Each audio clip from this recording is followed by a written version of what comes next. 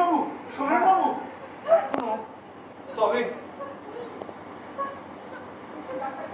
সুশীল, সুশীল, এক্ষুনি ডাক্তারকে ফোন কর। হ্যালো হ্যালো, ডাক্তারবাবু, আমাদের বাড়িতে একটা খুব অ্যাক্সিডেন্ট হয়েছে, এক্ষুনি আসতে হবে। আসুন, এক্ষুনি আসুন।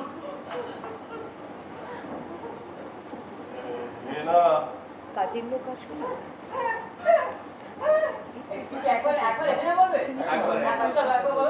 তাই না? ওরকম থাকার এখানটা আমার আর কণিকার বাদ আছে। ছুটির কাজ থাকে না। প্রথম দেখছি যাবে।